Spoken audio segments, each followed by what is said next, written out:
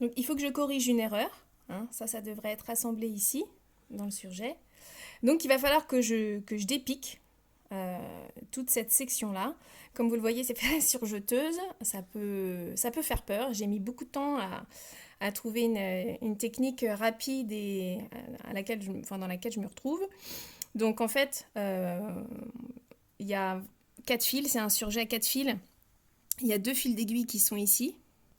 Le fil de boucleur supérieur qui est sur le dessus, je dirais, de ma piqûre, et le boucleur inférieur qui est en dessous. On voit que ça ne fait pas la même forme de chacun des côtés. Là, on ne voit presque qu'un seul fil d'aiguille. En fait, le deuxième fil d'aiguille, il est ici. C'est à la base du petit V. En fait, il faut agir du côté où on voit les 2 fils d'aiguille. Parce que la clé pour dépiquer un surjet, voilà, un surjet de surjeteuse, c'est de couper les fils d'aiguille. Répétez 10 fois. Il faut couper les fils d'aiguille. Si tu commences à couper les fils de boucleur, ça devient un bazar total. Tu tires, ça fait des nœuds. Après, ça devient vraiment très compliqué à enlever. Donc, il faut couper les fils d'aiguille et uniquement les fils d'aiguille. Donc, du côté où je vois les 2 fils d'aiguille, je vais couper. Donc là, je vais couper ici. Voilà. D'ici à ici, en fait. Donc, je coupe. Alors, j'ai augmenté un petit peu mes tensions de fil d'aiguille, donc il va falloir que je l'arrive à les attraper. C'est réalisé sans trucage en plus. Alors, clac, j'ai mes 2 fils d'aiguille là. Je sais pas si... Waouh.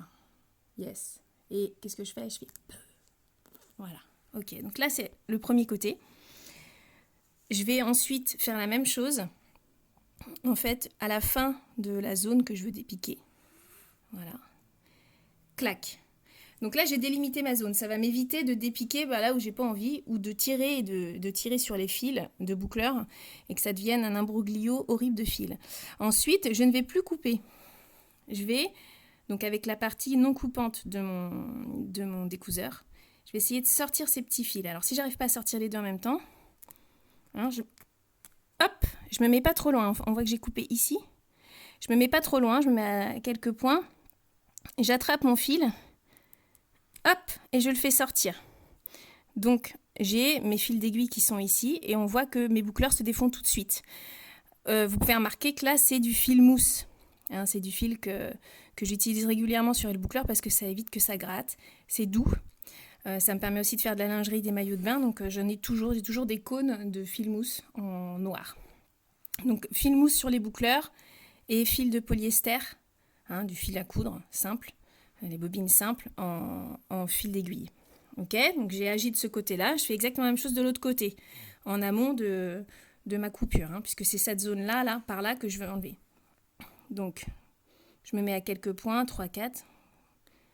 Hop. Vous voyez que je prends que les fils d'aiguille. Il faut faire attention à ça. Alors, avec le fil mousse, il faut faire gaffe aussi, parce que des fois, on prend un brin du fil mousse. Et là, avec la partie non coupante, parce que je ne veux pas les couper, je veux les faire sortir. Voilà. Et hop, ça se défait. Ok. Et ensuite, alors là, c'est une question de force dans les doigts. Celles et ceux qui font de l'escalade vont être ravis. Parce qu'on va tirer le fil d'aiguille, donc on va le froncer. On va tirer jusqu'à ce que ça casse, hein, au maximum. On tire au maximum. Un fil, puis l'autre. On peut essayer de tirer de l'autre côté. Évidemment, quand on a des plus petites sections, ben ça casse pas. On arrive à les faire coulisser. Là, je vous dis, j'ai augmenté un petit peu mes tensions de fil parce que je voulais pas que du tout la couture puisse être apparente. Alors attendez, vous voyez, là, il faut... Quand ça se mélange, il faut vraiment reprendre les choses à la base et rechercher les fils d'aiguille. J'essaye de tirer les deux en même temps. Hop, je fais coulisser au maximum. Zou. Et je vois que là où en fait mon fil est parti, les boucleurs vont se défaire. Je recommence. Là, ma section elle est quand même très grande. J'ai quand même tenté le coup parce que si ça avait fonctionné, ça m'aurait fait gagner beaucoup de temps. Et en couture, hein, tout le monde sait que c'est très long, la couture. Donc dès qu'on peut gagner ne serait-ce que quelques secondes, on le fait. Surtout quand on a beaucoup de volume à faire. Hop. Zou. Donc ça devient un automatisme. Ah, celui-là, je l'ai eu jusqu'au bout. Là. On voit qu'il a disparu ici. Là. Il n'y est plus. Là. J'ai que mes petites boucles de boucleur supérieure, là. qui sont toutes seules. Donc j'en ai eu un dans son intégralité. Hop, je fais pareil avec l'autre. Il y a tout de suite moins de tension, mes longueurs sont plus courtes forcément. Hop, zou, et c'est magique.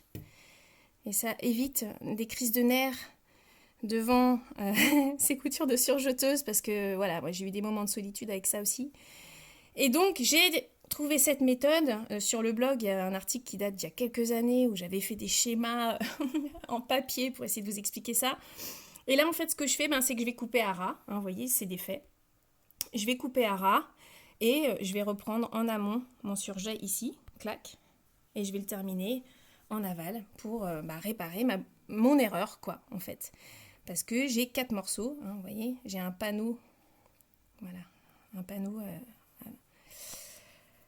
double, voilà, donc j'ai mes 4 épaisseurs ici, et je vais bien faire attention à avoir les 4. Voilà, bonne couture et bonne découture.